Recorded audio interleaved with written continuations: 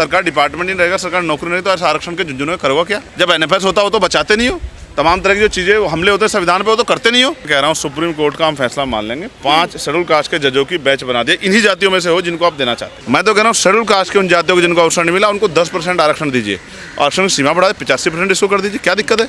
जब 10% आर्थिक आधार पर आप दे रहे हैं तो 90% इनका बढ़ा दीजिए, SC ST OBC के लोगों को दे दीजिए। लेकिन आप देना ही नहीं चाहते, आप तो उनको गुमराह करके टकराव चाहते हैं। हम टकराव होने नहीं देंगे। अगर हमने यहाँ पढ़े लिखे लोग हो गए, हम टकराव करवा दें, हमसे बड़ा बेवकूफ़ कौन होगा? इसलिए हम उनको भी समझाएंगे, उनमें भी जो पढ़े लिखे लोग हैं। मैं फिर कह रहा हूँ, शेड्यूल का ये जो रिजर्वेशन है, कास्ट बेस्ड रिजर्वेशन को समझना पड़ेगा। इसका आधार क्या है? वो कभी इकोनॉमिक बेस्ड था ही नहीं। ठीक है, ये तो हमारे नेताओं ने उन नेताओं को आज जो है, मैं कोसना नहीं चाहता, लेकिन जिन नेताओं ने हाथ खड़े होके करके जो है EWS का समर्थन किया था, आज उनको जवाब देना चाहिए कि उन्होंने सबसे पहले हत्या करवाई थी आरक्षण की। अगर वो समर्थन नहीं करते तो EWS इस देश में लागू नहीं होता। और आज क्या स्थिति है?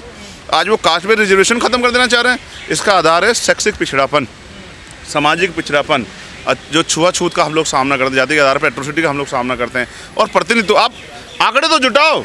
मैं कह रहा हूँ, चैलेंज करके कह रहा हूँ कि आप आंकड़े जुटाओ, हम लोग स्वतः छोड़ देंगे जिनको ज़्यादा मिल गया। आप आंकड़े जुटा के बता दो, क्या 15% शेड्यूल कास्ट के लोग पूरा हुआ है? और अगर इतनी काबिलियत पैदा होगी तो NFS कैसे हो रहा है? मैं अकेला व्यक्ति हूँ जिसने जितने दिन सदन चला है, हर दिन सफाई कर्मचारी लेके हर वर्ग का मुद्दा उठाने काम किया है। और कल भी मैंने मुद्दा उठाया पार्लियामेंट में कि 1500 घर जो है वहाँ उसमें मुंबई में वाल्मीकि समाज के तोड़ दिए सरकार के लोगों ने। लेकिन सब वो तमाम तरह जो अधिकार छीने जा रहे हैं वो नहीं दिखता है। जब अच्छा मुझे बताओ, जब सरकार डिपार्टमेंट नहीं रहेगा, सरकार नौकरी नहीं, तो ऐसा आरक्षण के झुंझुनों में करोगे क्या? जब NFS होता हो तो बचाते नहीं हो, तमाम तरह की जो चीज़ें हमले होते हैं संविधान पर, वो तो करते नहीं हो। तो मैं फिर आपसे कह रहा हूँ, हम अपनी जिम्मेदारी अदा कर रहे हैं। और मैं कह रहा हूँ, हम खुले दिल से अपने भाइयों के लिए अधिकार मांगते हैं। और मैं कह रहा हूँ, आरक्षण की सीमा बढ़ा के उन जातियों को जिनको अवसर नहीं मिला, उनको 10% रिजर्वेशन दिया जाए, जैसे आपने आर्थिक आधार पर स्वर्णों को दिया। लेकिन कहा जा रहा है कि भविष्य के लिए चंद्रशेखर ये बहुत अच्छा है, सुप्रीम कोर्ट की तरफ से आया है। सुप्रीम कोर्ट में क्या SC, मैं कह रहा हूँ सुप्रीम कोर्ट का हम फैसला मान लेंगे। 5 शेड्यूल कास्ट के जजों की बैच बना दिया, इन्हीं जातियों में से हो जिनको आप देना चाहते हैं। बन जाएगी क्या? दो जवाब, बन जाएगी क्या? तो इनका जज नहीं हुआ कोई? मैं कह रहा हूँ चलो छोड़ो, शेड्यूल कास्ट की उन जातियों के बना दो जिनको निकालना चाहते हो। उनका है, शेड्यूल ट्राइब का है, OBC है। एक कॉन्स्टिट्यूशन बैच बना सकते हो क्या? 5 जजों की, 7 जजों की, 9 जजों की बना सकते हो क्या? नहीं बना सकते, क्योंकि आपने वहाँ एक वर्ग के हक को कर रखा है। और मुझे चिंता तो उन भाइयों की, स्वर्ण जातियों के, जिनको नहीं मिल रहा है। EWS में भी जिनको अवसर नहीं मिल रहा है। आपने सीमा रखी है 8 लाख रुपए, तो 2-3-4 लाख रुपए जो गरीब स्वर्ण जाति के लोग कमाते हैं साल के, उनके परिवारों को अवसर मिल रहा है। 8 लाख में तो बहुत लोग आ जा रहे हैं। सवाल ये है कि सरकार की नीयत क्या है। मैं आपको कहता हूँ, शहीद आजम सरदार भगत सिंह ने कहा था कि अगर फांसी की सज़ा देने वाले जज के फैसले से उसका मोटिव, उसकी नीयत हटा दी जाए, तो उस जज में और हत्यारे में कोई फ़र्क नहीं है। तो इसकी नीयत को देखना पड़ेगा। क्या कभी सुप्रीम कोर्ट वंचित वर्ग के आरक्षण के पक्ष में था? और था तो अब तक इतना बैकलॉग हुआ, कास्ट एट्रोसिटी, आपने क्यों नहीं इसको ठीक कराया? तो सच ये है, सुप्रीम कोर्ट से हमें बहुत उम्मीदें नहीं है, लेकिन सुप्रीम कोर्ट से बड़ी है पार्लियामेंट। हमने कहा था, कल भी कहा हमने विपक्ष को भी, सरकार को, और हमने कहा कि अगर आग से खेलने काम करोगे तो हाथ जलेंगे सरकार के ज़्यादा। हाँ, रह गई है, बिल्कुल रह गई। किसकी वजह से रही? किसकी वजह से रही? किसकी वजह से रही बताओ? एक सेकंड सुनिए, किसकी वजह से रही? क्या आपने अच्छा स्कूल खोलने का काम गरीबों की बस्ती में किया? क्या आपने उनके जो है रोटी कपड़े मकान की व्यवस्था की? उनको अवसर कहाँ से मिलेगा? अब तो बहुत सारे, अच्छा जिन जातियों में अब तक एजुकेशन लेवल उस तरह का बढ़ा नहीं, उनको मिलेगा अभी तो बेचारों को। तो NFS ही तो करना है आपको, अपने लोगों को तो भरना है। हम समझते हैं सरकार की मंशा को। अगर NFS हो रहा है, इलाहाबाद यूनिवर्सिटी में रिकॉर्ड उठा के देखो, NFS हो रहा है SGPG में लखनऊ में, तो क्या इन जाति, ये कहाँ गया? अगर इतनी काबिलियत, इतना क्रीमी पैदा हो गया तो कहाँ नहीं हो पा रहा है? IIM के हाल देखो, टॉप यूनिवर्सिटियों के दिए थे मैंने, 7 यूनिवर्सिटियों के आंकड़े देखो क्या हाल है। एक OBC और एक SC, कौन खा रहा है सबको पता है। लेकिन गणना तो होने दीजिए। गलत बात। आप बताओ, उठाई नहीं उठाई उसकी मांग बताओ। मैंने और मैं नहीं जोड़ता हाथ, मनोज भाई आप जानते हो, और हाथ जोड़ के मैंने कहा कि वो मूर्ति वहीं वापस लगा दो। बताओ उठाई या नहीं उठाई? और तब उठाई जब कोई वहाँ इतने MP गए, जब कोई हिम्मत नहीं जुटा पा रहा है। आप बताओ, मैं विषय पे तो बात कर रहा हूँ ना, कोई पॉलिटिक्स उसके अलावा नहीं कर रहा, सिर्फ विषय की। और मेरे जैसे 20 लोग हो गए ना पार्लियामेंट में, आप विश्वास करो, इनके अधिकारों को छूने से पहले सोचना पड़ेगा। देखो, जब अपने भाइयों को अधिकार दिलाने की बारी आएगी, तो क्योंकि हम लोग मिशनरी लोग हैं, हम सबसे आगे खड़े होंगे। मैं तो चाहता हूँ 5%, 2% नहीं, 10% दीजिए। लेकिन जब आप 10%, सरकार की नीयत को देखना पड़ेगा। जब आप 10% आर्थिक आधार पर आरक्षण लागू करके 3 दिन के अंदर और अपर कास्ट के लोगों को दे सकते हो, तो फिर आप जो है शेड्यूल कास्ट के उन जातियों को क्यों नहीं दे सकते? अब आरक्षण की सीमा बढ़ा देनी चाहिए। जातिगत देखो उन्होंने क्या किया है, ऐसा उन्होंने वुमेन रिजर्वेशन बिल में किया, उसको कानून बना दिया, लेकिन वो लागू कब होगा? जब पहले जातिगत जनगणना होगी। तो उन्होंने कह दिया वो 2031 में होगी, 2032 के बाद लागू। ऐसे उन्होंने इसमें क्या कर दिया, स्टेट को, पहले तो स्टेट को पावर हो नहीं सकती है, ये पावर जो है सेंटर को। मैं तो अगर सरकार कह रहा हूँ, सरकार के संसद में वो उसके लिए विधेयक लिया है। और मैं फिर कह रहा हूँ भाई, कब तक जो है 15% ही पूरा नहीं हुआ, तो आपको चाहिए कि आप जो है कि कोई मसीहा आएगा, कोई परिवर्तन होगा, हमारी ज़िंदगी बदल जाएगी। रात में सपने में रहता है कि थका हुआ रहता है, डीप स्लीप होती है, गहरी नींद आती है, सुबह उठ के उसको याद आता है कि उसको काम पे जाना होता है और भारत में कुछ बदला नहीं होता है।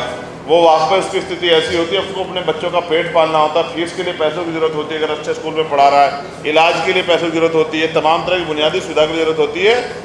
हर बार बजट से इस देश का बहुजन समाज ऐसे ही ठगा गया है, क्योंकि हमारा कोई भी दल इस देश की राष्ट्रीय राजनीति में मुख्य भूमिका में उस तरह नहीं आ पाया कि वो सत्ता में उस तरह स्थापित हुआ हो कि केंद्र की सत्ता उन्होंने चलाई हो। इस कारण जो है, जो होना चाहिए था देश में, वो लागू नहीं हुआ। साथ साथ अन्य पिछड़ा वर्ग ओबीसी की जातीय जनगणना कर उनकी जनसंख्या अनुसार आरक्षण, तो मैं इसको इस तरह कहूँगा कि ओबीसी नहीं, सभी जातियों की जातिगत जनगणना होनी चाहिए, यानी कि जातीय गणना होनी चाहिए। किसकी कितनी संख्या है इस बात का पता लगना चाहिए और किसको इस देश में क्या मिल रहा है। मैं आपको जानकारी के तौर पे कहूँगा, इस बार बजट में 13,000 करोड़ रुपए शेड्यूल कास्ट के लोगों को और 13,000 करोड़ रुपए शेड्यूल ट्राइब के लोगों को मिला, 26,000 करोड़। और देश का मुख्य बजट क्या था?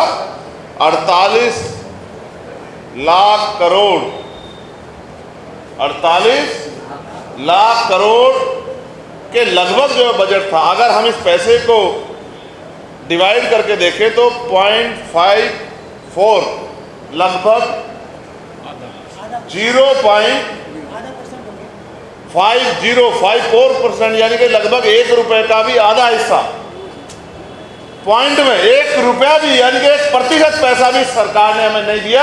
और ये सरकार सबके साथ सबके विकास की बात करती है, ये किसी के विकास की बात नहीं करती। ये चंद पूंजीपतियों की सरकार है, और पूंजीपति किस तरह ताकतवर हो और गरीब और कमजोर हो जाए, रोटी रोटी के लिए मोहताज है, इसके लिए सरकार प्रयास कर रही है। पूर्ण बिल आज पार्लियामेंट में पेश हुआ था।